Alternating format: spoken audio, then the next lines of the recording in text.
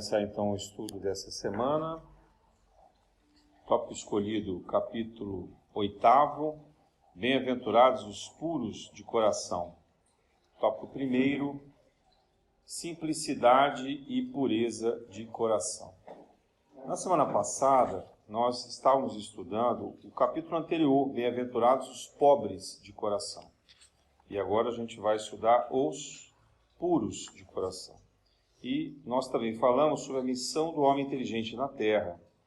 E agora Kardec nos chama a atenção, pelas mensagens de Jesus, sobre a simplicidade e a pureza de coração. Então, nesse capítulo 8 das Bem-aventuranças, nós temos aquilo que talvez seja o evangelho moral de Jesus. Os ensinamentos que numa única preleção, num único momento, ele reúne a população daqueles discípulos que já o seguiam por algum tempo, e ele consegue ali concentrar os ensinamentos essenciais daquela que seria a doutrina que mudaria a Terra, mudaria os nossos destinos. Jesus veio fazer um corte nos caminhos da Terra. Ele veio acender a luz. Ele veio deixar que a treva se transformasse. Ele veio nos tirar da escuridão. E é justamente por meio do sofrimento, dos aflitos e daqueles que são incompreendidos, daqueles que tentam ser corretos, virtuosos e não encontram correspondência, mas sabem dentro de si mesmos que estão corretos. Que Jesus vem mostrar essa retidão e se colocar na condição do bom pastor, daquele que nos acompanha, mesmo que invisível, imperceptível pelos nossos sentidos, aquele que não nos abandona e que percorre conosco o caminho da luz. E nesse capítulo, então, falando a respeito da pureza do coração, ele vai tratar dos pensamentos, da humildade, dos relacionamentos. Mais adiante ele fala, por exemplo, sobre o adultério. Ele fala da verdadeira pureza. As mãos que não são lavadas, para os judeus será muito importante por causa das abluções, falamos aqui na semana passada. Os escândalos, os escândalos que ele diz, o escândalo é necessário, mas ai daquele que cometer o escândalo. O que é o escândalo? O escândalo é a ativação do karma. Nós temos dívidas pretéritas pela lei de causa e efeito e precisamos sofrer ou passar por sofrimentos similares aos que nós causamos. E alguém vai ter que fazer isso contra nós. Então, o escândalo é necessário, mas ai daquele que comete o escândalo, porque aquele que cometeu o escândalo para si mesmo também gerou um karma. Então a gente não deve desejar que isso aconteça, a gente deve evitar que isso aconteça por intermédio do amor, para que não seja necessário esse sofrimento, essa prova. A mensagem, inclusive, que veio, se me fala a memória, foi do Pai André, agora não sei se foi do irmão Ramek ou do Pai André, dessa semana publicada, ontem, fala exatamente sobre isso, que o sofrimento ele é uma escolha dos seres humanos encarnados na Terra nesse momento. Quer dizer, todos nós temos condições de não passar pelo sofrimento, mas para isso a gente precisa elevar a nossa vibração de amor. Temos recebido várias mensagens nesse sentido. E, por último, nesse capítulo, o Kardec nos traz a passagem de Jesus com as crianças, que é justamente a inocência, a ingenuidade, ainda o momento em que o espírito não está totalmente encarnado, ele ainda flutua entre a dimensão espiritual e a dimensão terrena, até os 7 anos, e, portanto, ele traz dentro de si uma certa pureza, uma certa ingenuidade, e é essa ingenuidade que a gente precisa resgatar, para que isso permaneça na nossa existência firme. Vamos falar um pouco sobre todas essas coisas hoje. Então, o ponto que nós devemos nos concentrar nós já sabemos que devemos ser simples, que devemos ser humildes. Todos aqui sabem disso. Todos nós sabemos que devemos ter uma pureza de coração, de pensamento, né? Todos nós até desejamos ter isso. A gente espera que possa, de fato, não pensar em coisas ruins, não pensar em maldade, não desejar nada de mal para ninguém. Mas nós temos traços de sobrevivência. Nós temos ainda o que nós chamamos dos instintos, para que a gente sempre procure fazer algo que nos satisfaça, né? Nós agimos ainda um pouco como animais. Quem tem animal em casa sabe o que é isso, né? Você está lá, o seu cachorro está quieto, tranquilo, brincando com você. Aí você dá um osso para ele, o que ele faz? Ele vira uma fera com aquele osso. Você não pode mais chegar perto do osso, o osso é dele. Não é isso que acontece? Quer dizer, ele passa a dominar aquele osso. Mas ele sabe que foi você que deu, mas ele não consegue agir diferente, porque aquele é o instinto dele. Ele quer proteger o osso. A minha cachorra faz isso com o osso e faz com comida dela, né? E protege do outro cachorro que eu tenho também. Então, isso às vezes é um instinto. Não é que o animal queira me fazer mal. Ele sabe que eu sou o tutor dele. Ele sabe que eu amo, que eu quero proteger. Mas é um instinto, né? Então, nós temos os nossos instintos de proteção ainda. Vejam, são desde a época que nós éramos animais domésticos. Então, há muitas e muitas e muitas encarnações, né? Parece uma criança pequenininha que você dá um brinquedo, e aí você põe outra para brincar com ela, que a criança quer brincar com o brinquedo dela, e ela fala, é meu, é meu, é meu, né? Essa fase é um impulso do eu quero, do eu posso, é meu. É uma fase egocêntrica. É uma fase que, no fundo, no momento que a gente se torna adulto, que a gente passa a ter domínio sobre as nossas escolhas, é o egoísmo. Então, isso acontece no dia a dia, nos relacionamentos domésticos que nós temos com os nossos cônjuges, com nossos filhos, nossos pais. Isso acontece também no nosso trabalho. A gente desconfia das pessoas, acha que os outros vão querer se apoderar das nossas coisas, eles vão querer dominar aquilo que é nosso. A gente sempre vai ficar desconfiado que alguém queira nos fazer uma maldade.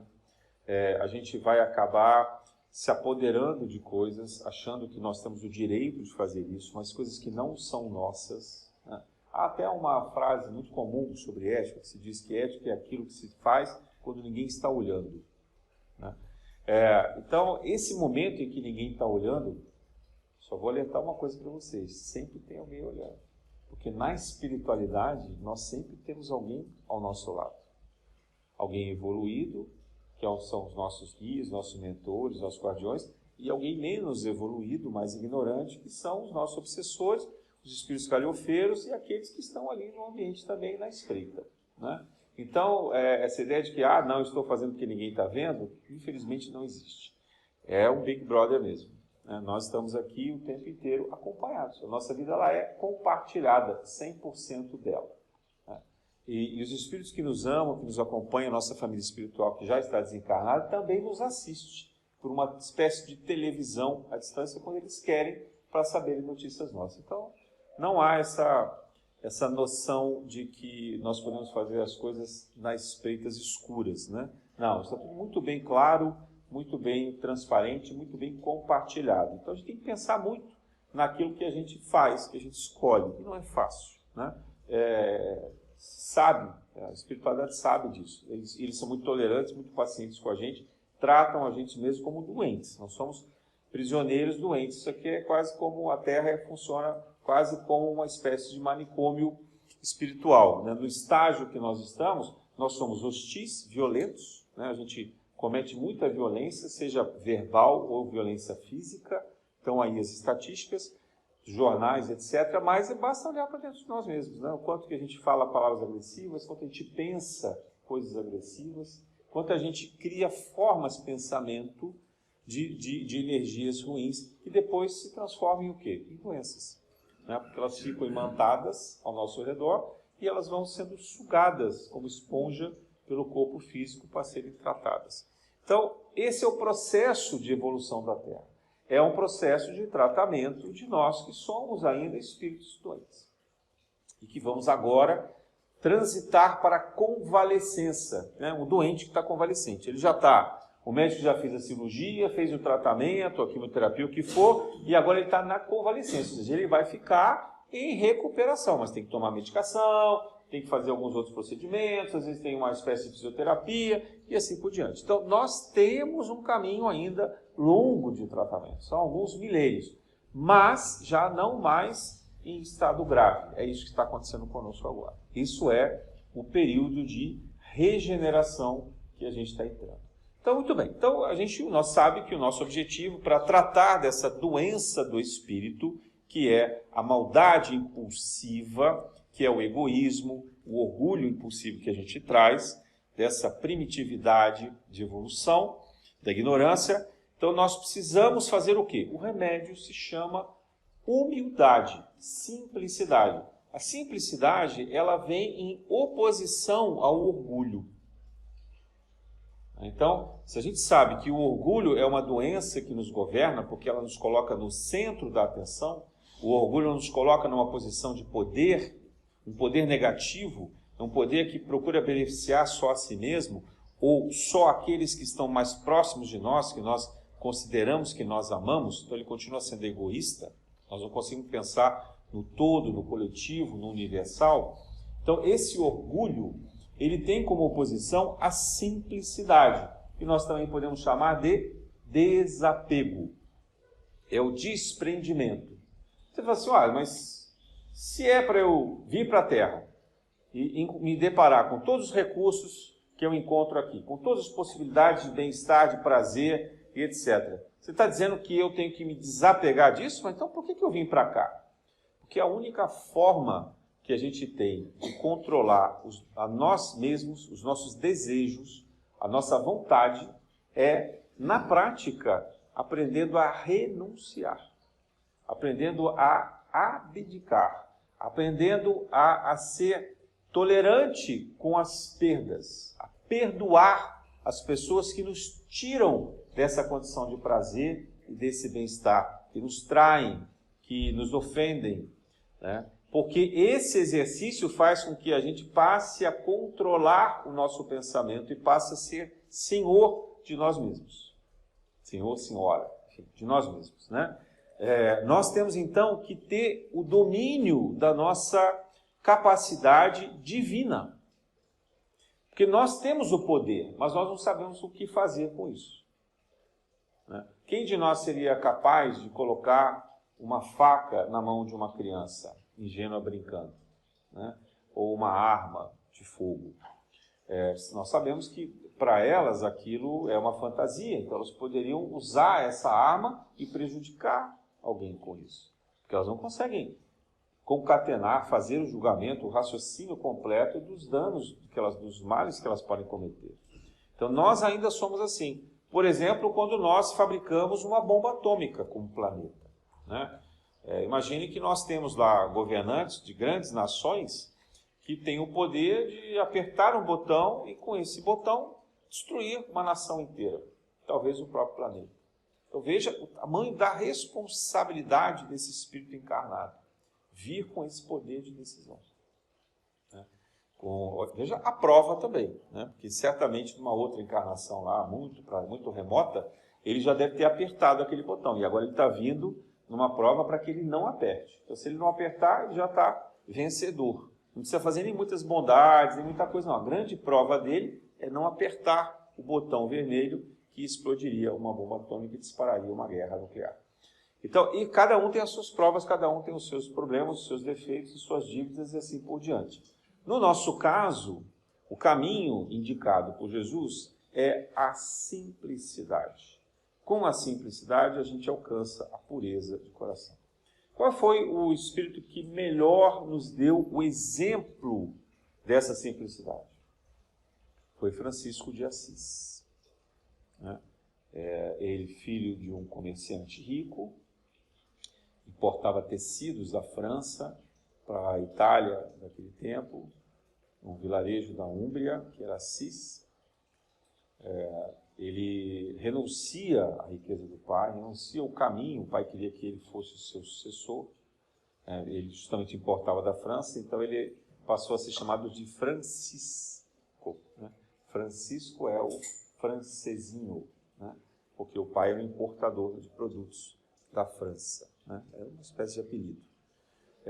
Então, o Francisco, e ele ia se chamar João, veja, sua mãe queria que ele se chamasse João. A gente sabe que Francisco de Assis é a reencarnação do João, o apóstolo.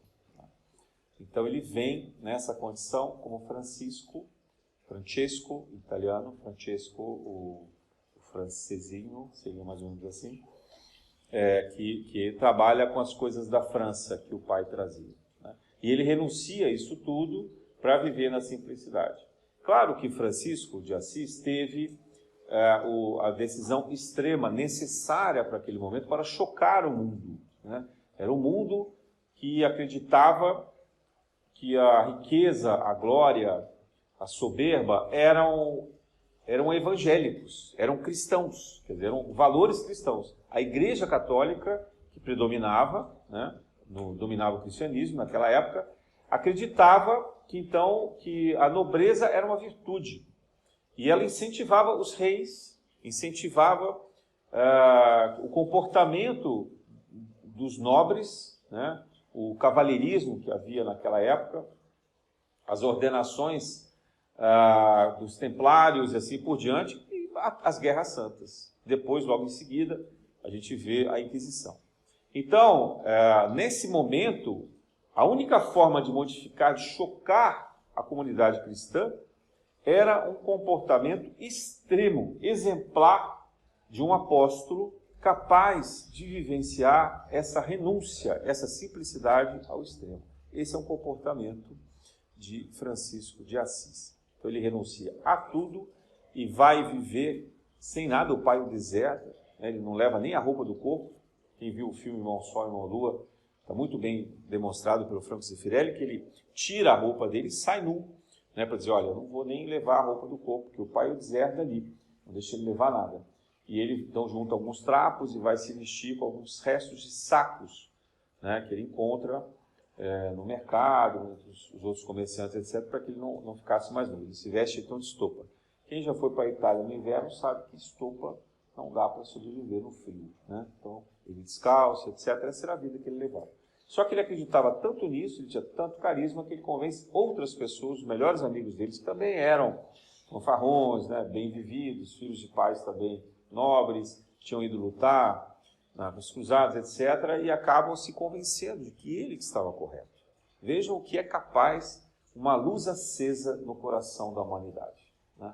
Ele conseguiu, com isso, atrair vários jovens que o seguiram, e logo em seguida ele acaba atraindo também Clara de Assis, que era a mulher que o amava e que ele também amava, e que sublimam, então, esse amor e vão viver nesse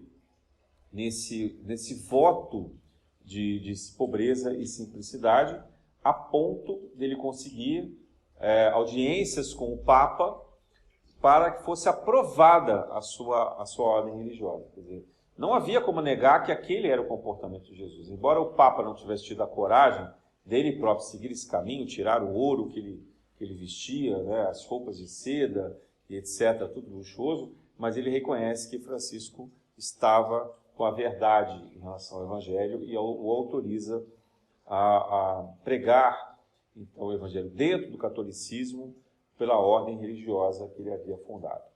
E ele também consegue depois ir falar com eu não me lembro o título, se era sultão, o comandante turco, né, que seria o rei turco, mas não é rei, desculpem, agora me deu um branco, mas aquele que comandava o exército dos turcos que invadiram Jerusalém, para que ele, então, abdicasse de algumas coisas e pudesse ali constituir a paz. E nesse momento, narra o livro do Miramês, que ele estava acompanhado do espírito de Maomé, que era o guia espiritual daquele comandante, então, do exército otomano, turco, que estava ali dominando. Então, eu acho que sultão é árabe, né? Eu acho que...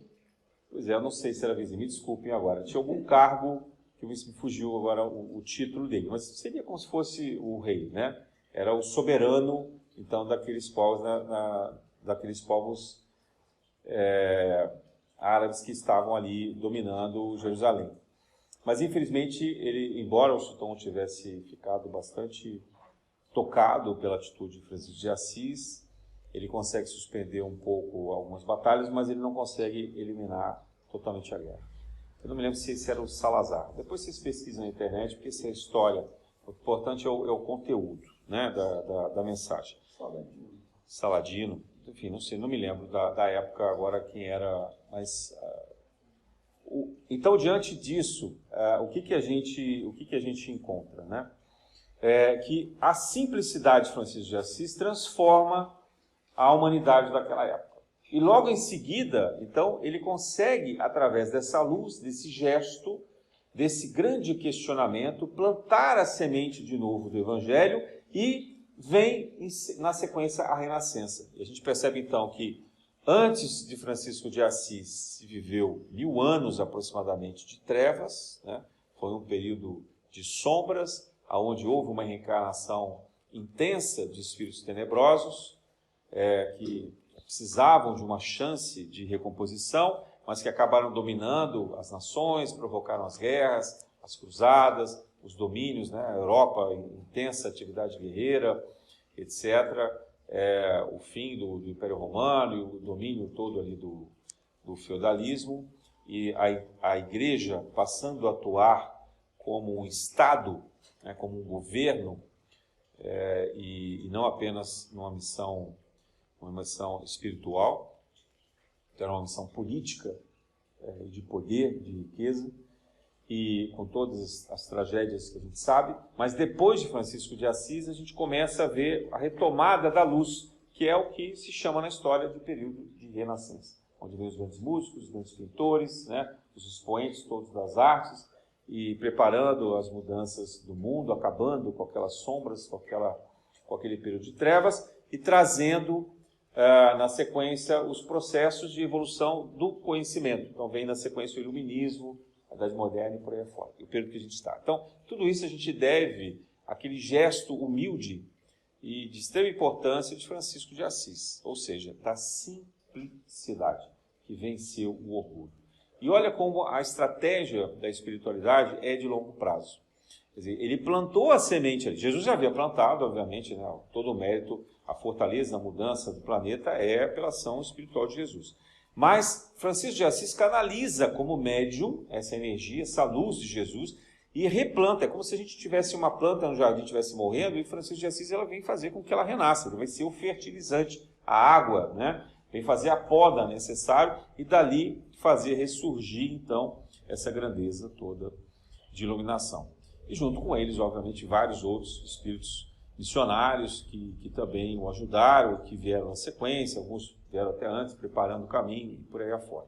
Mas ele é o marco da simplicidade. Ele traz essa diferença, né? E nos tempos mais recentes, um outro espírito bastante evoluído que veio à Terra também para cumprir esse papel da simplicidade foi Gandhi, né? Gandhi era de uma família rica da Índia, vai estudar na Inglaterra, se forma em Direito, ele tinha toda a condição de se manter como um nobre, né, como alguém muito bem sucedido, mas ele acaba se sensibilizando com a discriminação, com o racismo que havia com os indianos, feito pelos europeus que dominavam, ele primeiro na África do Sul, depois ele se depara com a própria Índia e ele assume a missão, então, de fazer a libertação pacífica dessa nação. E como que ele escolhe fazer isso? Pela simplicidade. Então, ele renuncia, havia uma grande disputa pela utilização da roupa, né? O tecido que os indianos utilizavam, eles eram plantados, a matéria-prima era plantada na Índia, que era o índico. Então, a Inglaterra levava esse índigo para Londres, né, as fábricas inglesas, transformava isso em roupa e exportava para a Índia a um preço exorbitante. Gandhi percebe que isso fazia muita diferença na economia da Índia e ele resolve dizer o seguinte para as pessoas: olha, nós não precisamos dos ingleses para fazer roupa. Nós podemos colher o índigo, que nós mesmos plantamos, basta ter um tear caseiro, né, feito de madeira, qualquer um pode fazer isso, e um pedal, né, você aciona então uma roda que ela faz aquele fio, e depois que você fizer do tecido, se fizer o fio, você faz o tecido e costura de uma forma simples. As roupas que eles usavam eram como se fossem pashminas, né, como se fossem grandes lenços ou cangas, que a gente tem hoje aqui, praia, quer dizer, um trançar de tecidos que você consegue fazer tanto a roupa masculina quanto a feminina. E aí, com isso, ele abre mão da vestimenta que ele usava, que era uma vestimenta formal, rica, para passar a utilizar aquele índico tecido feito por ele próprio, no seu próprio tear. E ele muda o destino da Inglaterra com esse gesto, né, com a sua simplicidade. E vai viver da forma mais humilde, da casta mais humilde, que eram os párias, né? Ele vai viver, então ele leva a família dele para viver dessa forma. Mulheres, filhos, os parentes, etc. Fica todo mundo revoltado com ele. Quem já leu o livro, viu o filme, vai se lembrar dessa cena, em que ficam os parentes todos revoltados, e ele monta uma pequena comunidade, e inclusive naquela comunidade, ele disse que todo mundo ia dividir todas as tarefas. E na hora do sorteio inicial, a mulher dele é indicada para limpar as latrinas, os banheiros. E ela se revolta, vai lá falar com ele, tirar satisfação. Como assim? Eu sou a sua mulher, você é o soberano dessa terra. Como que eu posso ir limpar uma latrina? Latrina é um papel de uma casta inferior a mim, que deve isso pelo seu karma. E ele diz, olha, tá bom, então eu vou fazer o seu papel, porque eu não posso deixar que desmorone toda essa estrutura de equilíbrio e amorosidade. E aí, quando ele faz isso, ela se dá conta do gesto, da importância do gesto, e ela vai fazer. Então, a ideia da simplicidade é uma ideia de ruptura.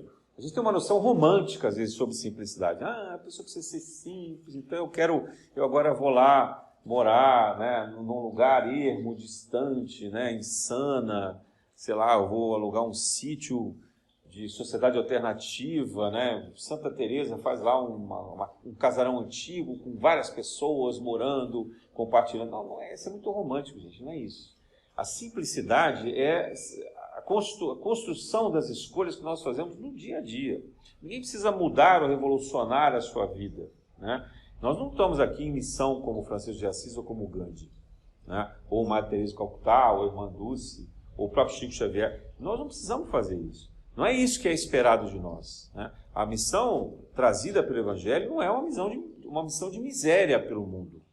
Não é um nivelamento por baixo. Só que esses espíritos foram importantes para nos chamar a atenção dos excessos. E hoje nós voltamos, como na época de Francisco, a viver os excessos. Só que se os excessos naquela época eram praticados apenas pelos nobres, hoje os excessos são praticados por todo mundo, né? Todo mundo tem excessos, né? E se a gente se perguntar, do que será que eu preciso, né? Se tivesse assim, vamos imaginar que fosse acontecer uma calamidade e alguém dissesse assim para você, olha, tudo que você pode fazer para escapar dessa calamidade é, em 10 minutos, encher uma malinha de mão. Ou até você assim, encher uma mochila. O que você salvaria, o que você levaria com você, pensando que só isso que você vai ter daqui para frente, né? Isso é o que você precisa para viver. No fundo, no extremo, é o que você precisa para viver. Mas a gente faz questão de ter muito mais coisas, né?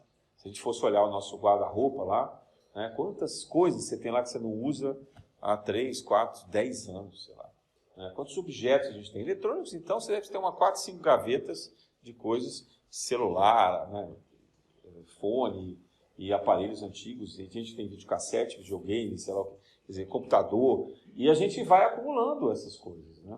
A gente vai guardando, e não consegue fazer o reuso, porque a gente podia ter pensado, na época que comprou um novo, pelo menos dar para alguém que não tivesse, seria o reuso disso para, né, uma forma de beneficiar alguém que não pudesse comprar o que a gente comprou, mas fazer ainda uso do restante do tempo daquilo que já não, a gente acha que para nós não serve.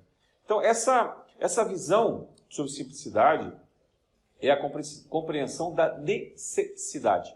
O que será de fato que eu necessito?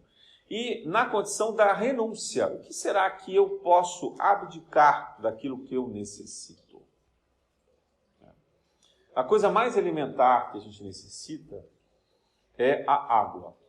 E a água, pela tecnologia que a gente tem, pela condição de infraestrutura que a gente conquistou, ela é abundante. E é a coisa talvez que a gente mais desperdice. Né? Quem lava carro em casa, ou quem lava a varanda, quem rega a planta aberta por alto, né? Porque a água, quando você joga por cima, ela evapora a maior parte dela e se aproveita muito pouco do que fica embaixo. Então, técnicas, por exemplo, desenvolvidas por Israel, fazem mangueiras no solo para que se use menos água e que ela já caia direto na terra e seja imediatamente absorvida e não evapore. Então, a gente tem tecnologia, mas a gente não usa isso. Né? A gente desperdiça, a gente joga assim no alto. Né? Lavar chão, varanda, etc. Lavar louça, né? Quantas vezes a gente vai lavar a louça e deixa a torneira aberta? Está lá escorrendo, aí pega o sabãozinho, passa, a água está escorrendo, aí depois, né, ensaboou, que vai tirar e a água está escorrendo, enfim. Né? No banho nem se fala. Né? Assim, banho 10 minutos mais que o suficiente para você conseguir lavar. Talvez as mulheres que têm um cabelo muito comprido, ou homens que têm um pouco mais, mas não precisa muito mais do que isso. Mas tem gente que fica meia hora no banho, então a água está lá caindo, escorrendo. Então, a água, que é o recurso mais abundante e mais necessário, nós somos feitos de 70% de água, é aquele que nós mais desperdiçamos. E a gente sabe que essa água é um recurso escasso hoje. A água, os lençóis freáticos estão todos poluídos, os mares estão poluídos, isso é um recurso que vai acabar. A água potável, disponível como a gente tem hoje, é um recurso que está acabando. A gente olhando também pelos satélites, a gente vê que vários rios, vários açudes, vários até mares que tinham em regiões centrais de vários continentes estão desaparecendo. Eles estão indo embora. Por quê? Porque a gente está secando as margens do rio, né, tirando as matas próximas das margens dos rios e destruindo o meio ambiente, etc. Quem olha por cima, por exemplo, o Pantanal já diminuiu de tamanho. Eu vi comentários recentes que, se comparando a 20 anos atrás, o que era o Pantanal, o que é hoje, há uma redução absurda do contingente de água, que antigamente praticamente emendava a bacia amazônica com o Pantanal até o Rio Paraná. Então, aquilo era tudo uma condição que dava para se fazer um transporte de navios, se quisesse ali. Né? Dava para se fazer uma área de ligação aquática. E hoje não dá mais, né? Porque se diminuiu a incidência de água. Estou falando de um único recurso. Se a gente falar de alimentação, quanto tem de sobra, quanto tem de excesso, quanto tem de escolhas inapropriadas na nossa geladeira, na nossa despensa e assim por diante. Então, quando a gente fala em simplicidade, não é algo muito difícil e nem muito romântico. É uma coisa, de fato, dentro do ciclo da necessidade. Porque quando a gente começa a perceber o que é necessário para nós, a gente começa a entender também o que é necessário para o outro. Se a gente não for capaz de compreender o que nós precisamos, o que é importante para a nossa sobrevivência, como é que a gente vai entender para o outro? Né? E quando se fala em caridade, não adianta você querer fazer a doação de recursos que o outro não vai poder usar. Eu vou dar um exemplo aqui. Nós temos um grupo lá de atendimento à comunidade de rua, população de rua.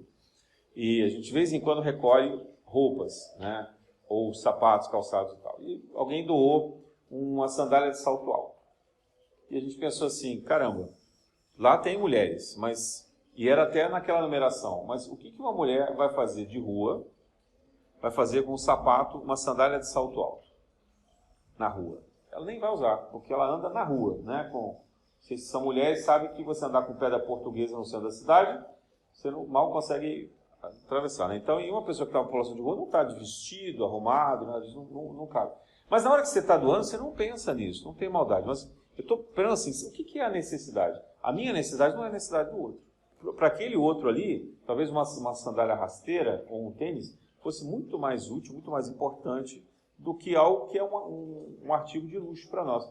E aí, se a gente no fundo pensar, né, nessa época que todo mundo trabalhou de casa e tal, quantos de nós usamos sapato social ou sapato de salto alto em casa enquanto estava trabalhando? Né? Não aparece na câmera, então ninguém usou, né? Estava todo mundo descalço, ou de pantufa, ou de sandália havaiana. Né? Então a gente começa a perceber que isso não é necessário, isso é uma convenção social, se gasta dinheiro com isso, fica bonito, ok? Mas, ao mesmo tempo, é um ciclo de riqueza desperdiçado.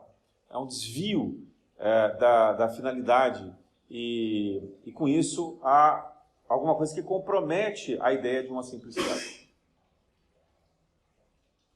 Quando a gente vê as projeções da espiritualidade, eu nunca vi, por exemplo, uma mulher de salto alto, um espírito, né, evoluído se aparecendo dessa forma.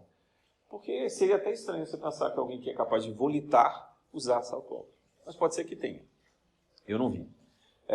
Então, tem algumas escolhas que a gente faz que são sofisticadas que realmente elas atrapalham o nosso dia a dia, né? Entre as escolhas de carro que a gente faz, você quer um meio de transporte ou você quer, na verdade, alguma coisa que te projete no status, né, na sua afirmação, na maneira como as outras pessoas olham para você e imaginam que você tenha poder, riqueza e etc. Né? Então, essa discussão, e às vezes essa diferença entre o que é o meio de transporte para aquilo que te produz no status, pode ser o dobro, o triplo, o quíntuplo do preço, né? E com essa diferença de dinheiro, para satisfazer o ego, a gente poderia estar fazendo muita caridade, a gente poderia estar gerando emprego, riqueza, né?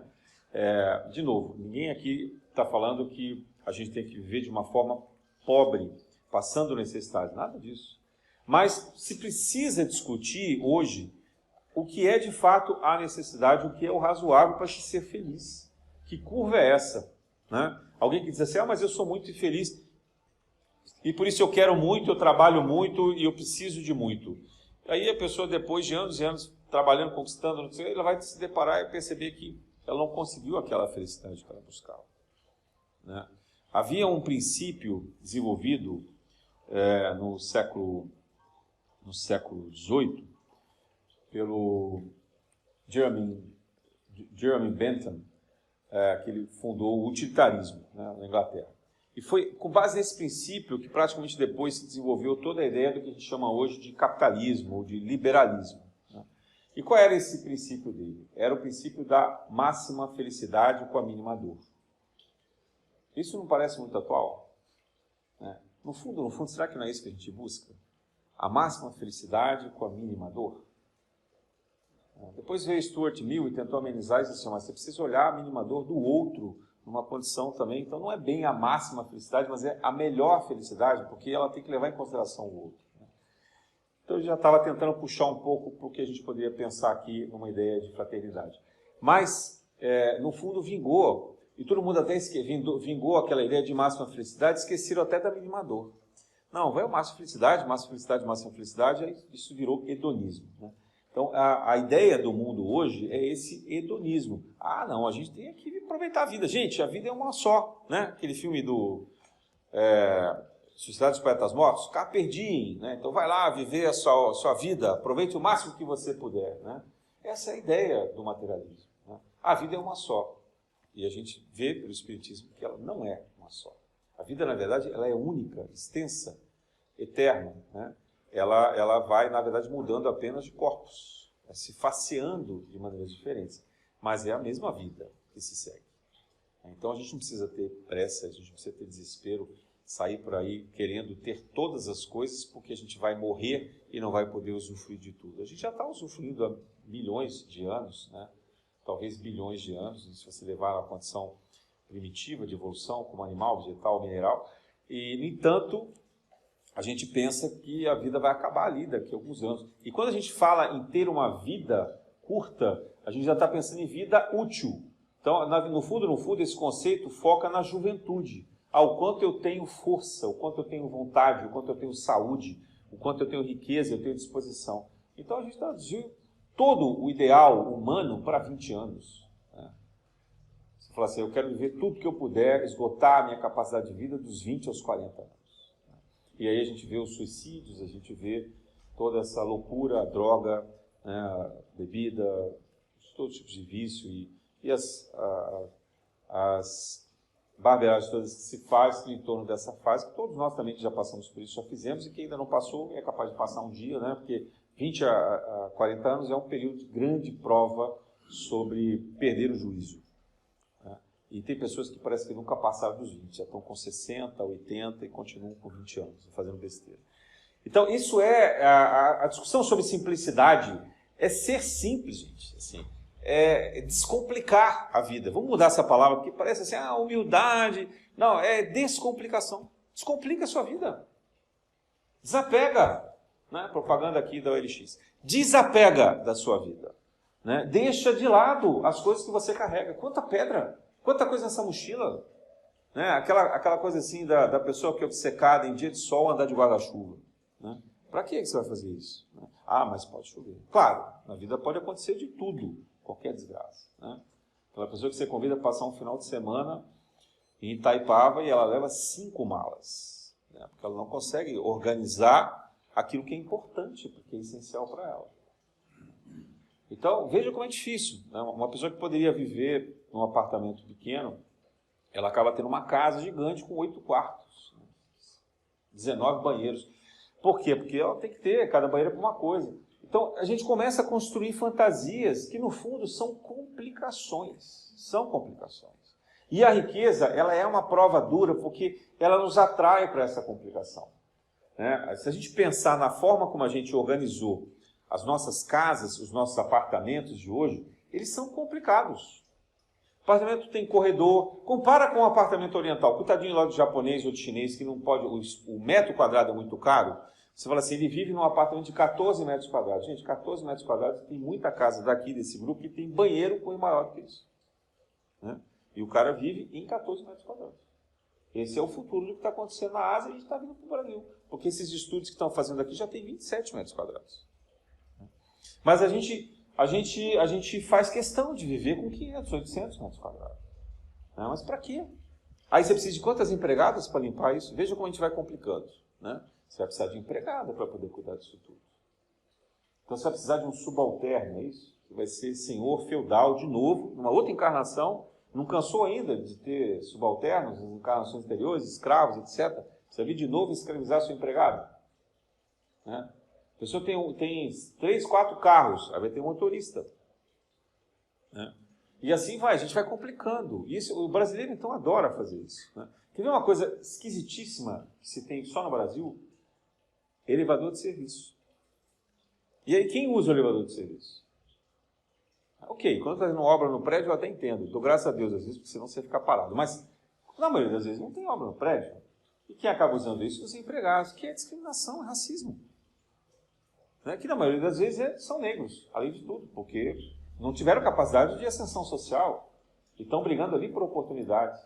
Quantas vezes a gente vê, embora a lei proíba hoje, a gente sabe que tem empresas que eles são obrigados a entrar pela entrada de serviço e usar o elevador de serviço. E às vezes, mesmo que não sejam obrigados, se sentem constrangidos. Quantas vezes eu chego no elevador e eu convido as pessoas que trabalham no meu prédio para subir no elevador ou descer comigo, e eles, não, por favor, eu falei, pelo amor de Deus, pega a mão do cara. Não, o senhor vai, depois eu vou de escada, você sai correndo. Quer dizer, olha a cultura. Né? O que a gente está fazendo? Gente, o que é que a gente está fazendo com as pessoas? Mas isso começa pela arquitetura. A arquitetura é opressiva. Vocês entendem isso? As roupas, as condições são opressivas. Shopping center é opressivo. Então a gente vê os corredores. Né? Ou alguém acha que vai aqui pegar um shopping super luxuoso e lá fala assim, não, esse domingo eu vou ali e vou gastar tudo que eu puder. Você não tem dinheiro para fazer isso. Se você fizer, você é um louco. Você vai pegar seu cartão de crédito e vai ficar endividado. Mas tem gente que faz, né? Tem gente que faz. Tem gente que vive muito além das posses. Mas por quê? Porque a gente está aprisionado a esse ter, a complicação. Eu não vou nem falar em ter e ser. Essa palavra, eu acho que esse conceito está muito embaralhado na cabeça de todo mundo. Pense em simplificar e complicar. O que a gente tem que buscar é descomplicar tudo e é desapegar. É essa a mensagem de Jesus, é essa a mensagem de Francisco de Assis. Jesus mostrou isso na prática. Disse, gente, vocês estão preocupados em ir para o templo, fazer as abluções, fazer todos os rituais, em ficar lá servindo os sacerdotes, em cumprir todas as coisas. Mas olha, vocês estão esquecendo, as mulheres são discriminadas, vocês têm servos em casas, vocês apedrejam as mulheres nas ruas. Vocês tratam diferente os estrangeiros. Vocês odeiam os romanos, vocês foram lá saber quem eles são. Eles são muito mais inteligentes, muito mais estudados que vocês. Deixa eu lá falar com eles. Olha, vou lá, já está com eles, publicanos, venham aqui, romanos. Jesus tratava todo mundo como igual. Jesus descomplicou, tentou descomplicar a vida dos judeus. Vocês são muito complicados. Vamos simplificar. E aí depois que Jesus ressuscita e volta à parte espiritual. Paulo faz esse papel quando começa-se uma discussão de que os seguidores de Jesus, ninguém chamava de cristão ainda, os seguidores de Jesus deveriam ser circuncidados. Vocês acreditam nisso? Estou falando aqui, o irmão Rameque da corrente de Tiago. E deveriam ser circuncidados. Tiago era que defendia isso, porque na visão deles, os judeus eram aqueles povos originários escolhidos por Deus, e portanto, se Jesus veio fazer a revelação, as tradições judaicas deveriam ser preservadas, na essência. Então, na verdade, você, para ser cristão, você deveria ser primeiro judeu. Agora você imagina se falar isso para um grego, faz isso para um romano, fala isso para um cara de Éfeso, o que era todo lugar, todo mundo, né? Então, assim, quer dizer, você está dizendo que eu tenho que virar judeu? Eu não sou judeu, eu não quero ser judeu. Eu não quero seguir os costumes judeus. Mas eu gosto do que Jesus falou. Então Paulo vem chamar a atenção, todo mundo diz, olha gente, o que importa é a mensagem, a moral cristã. Não são os costumes. E ele venceu essa batalha, graças a Deus. E ali poderia ter acontecido o primeiro cisma, né, do cristianismo. Então Paulo vem chamar a atenção para descomplicar. E Paulo também teve que viver na simplicidade. Paulo, que era rabino, estudou com Hiléu, que veio de família nobre, né, nasceu em Tarso, que era uma cidade grega. Paulo tinha cidadania judaica, grega e romana. Imagina isso naquela época. É mais ou menos como se você fosse hoje, sei lá, brasileiro, americano e, não sei, talvez alemão, sei lá, ou chinês, né? Se você tivesse alguma coisa, um passaporte que a gente fizesse andar pelo mundo inteiro. Né? Então, Paulo era isso, e ele abdica disso tudo. Né? Ele perseguiu os cristãos, mas ele se dá conta do erro que ele cometia. Então, Paulo é o exemplo da descomplicação. A simplicidade é descomplicar a vida, é fazer a vida, escolha simples. E como é que a gente faz isso? Servindo o outro. Falei disso semana passada, Jesus faz o lava-pés. Vamos servir o outro. Descomplicar a vida e aprender a servir. Fazer tarefas tolas, tarefas simples. Ter coragem de fazer. Botar a mão na massa. Né? Fazer que nem a mulher do Gandhi. Vai lá limpar o banheiro. Vai limpar a latrina, limpar cocô de cachorro. Não tem problema. Né? Você vai ver que não tem nada demais. Você não vai ficar doente por causa disso. Põe luva. Põe um saquinho plástico na mão. Limpa. Põe massa se não quiser sentir cheiro. Não importa. O que importa é que você não é mais importante do que ninguém. Por que alguém tem que fazer isso por você? Né? E por que você pode ter tanto e o outro não pode ter nada? E por que você precisa ter tanto? Para que tanto aparato em casa? Para que tanto televisão? Para que tanto fogão? Para que tanto geladeira? Para que tanto rádio? Para que tanto TV? Sei lá, tudo que vocês imaginam. Celular, né? A gente tem de tudo. Aparelho eletrônico, então nem se fala. Então a gente começa a pensar nisso. Para que tanto quadro? Né? E começar a se desfazer mesmo, gente. É começar a se desfazer. É pensar nisso. Será que eu preciso disso para viver? Por que eu acho que isso é tão importante para mim? E na hora que a gente desencarnar, a gente não vai levar nada. Eu falei de uma mochilinha, na hora que desencarna, não leva nada. A mochilinha é para a vida. Para desencarnar, é zero. Não leva nada. E aí a gente fala assim, e agora? Como é que eu vou fazer? Como é que eu vou me vestir? Eu não levei roupa. Você não precisa. Se constrói pelo seu pensamento. E lá você pode se vestir da maneira que você quiser. Tudo que você quiser, até de salto alto. Não tem problema. Tá para usar até maquiagem, tudo que você quiser. Porque você vai fazer pelo seu pensamento. Ok, se você acha que é isso que você precisa. A gente vê espíritos aqui de ciganos, por exemplo, bem cheio de ouro. Trabalham com isso. Né? Não são apegados a isso. Trabalham com essa energia. Mas eles gostam dessa imagem. Gostam dessa ideia. Viveram muitos anos nessa condição e usam esses mecanismos para trabalhar por bem. Usam pedras preciosas, etc. Né? A gente vê vários hindus com os turbantes, tem pedras preciosas lá. Mas isso não é um sinal de riqueza. Veja, Deus não deu valor a uma pedra preciosa. Nós é que dizemos que aquela pedra é preciosa. Deus não atribuiu ao ouro um valor diferente do chumbo. Nós é que dizemos que o ouro é mais importante que o chumbo. Tudo na natureza tem o mesmo valor, a mesma importância. Pode ser uma coisa mais ou menos rara do que a outra. Né? O diamante é mais raro do que o carvão, porque o diamante é o carvão que ficou milênios para virar diamante. Mas é o mesmo produto, é o mesmo elemento. Tudo é uma questão de evolução, de processo. Então, a gente não é o dinheiro não é mau. Os bens materiais não são maus. Não tem problema se no fundo você resolver ter uma Ferrari na sua vida. Tenha a sua Ferrari. Mas pensa se isso faz sentido para você e se realmente vai mudar a sua vida. Que significado tem isso? O que é que isso está trazendo de energia para a sua vida como escolha? Isso simplifica ou complica mais? Então, a ideia da humildade, de pureza de coração, é ser simples e significa ser descomplicado. Jesus não tinha complicação nenhuma.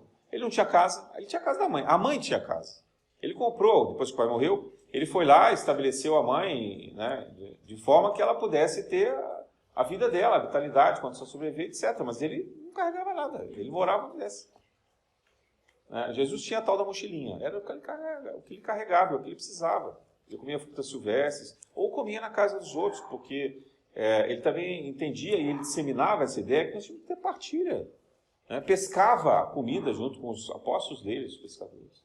Veja o conceito, claro, não sei como ele veria hoje, ele não seria pescador hoje, mas ele teria uma vida simples. Ele buscaria fazer coisas simples e buscaria também fazer esse compartilhamento. Será que a gente é capaz de compartilhar isso?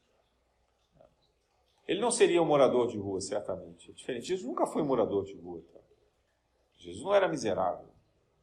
Jesus trabalhava. Quem tem uma ideia de miséria de Jesus está equivocado.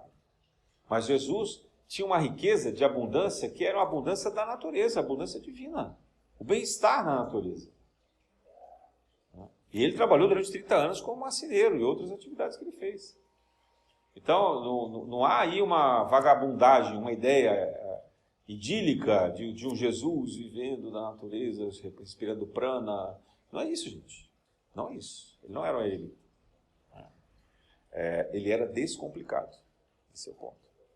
E essa descomplicação de Jesus veio desde sempre. Quando ele, com 12 anos, vai para Jerusalém, ele resolve discutir com os sacerdotes, desaparece, os pais se perdem dele, voltam para casa, se dão conta que ele não estava lá, tiveram que voltar para Jerusalém correndo para procurá-lo, vão dar bronca nele. Como assim você pensa que você pode ficar sem a gente, sem nos avisar, etc. e tal? E ele diz assim, mas eu estou em missão do meu pai. É descomplicado. Ele fala assim, eu estou aqui trabalhando com a espiritualidade, vocês é que estão preocupados. Eu estou aqui, está tudo bem. Com 12 anos. Deve ter sido fácil ser pai e mãe dele também, né? Mas essa descomplicação é que nós precisamos aprender a fazer. Descomplicado no relacionamento, descomplicado no trabalho, descomplicado nas escolhas do dia a dia. Desapega, deixa as coisas fluírem, deixa as coisas ir embora. Se tiver que ir embora, vai embora. Seja quem for, o que for. Se tiver que ir embora, já cumpriu o seu papel. Já cumpriu o papel. É difícil a gente fazer isso.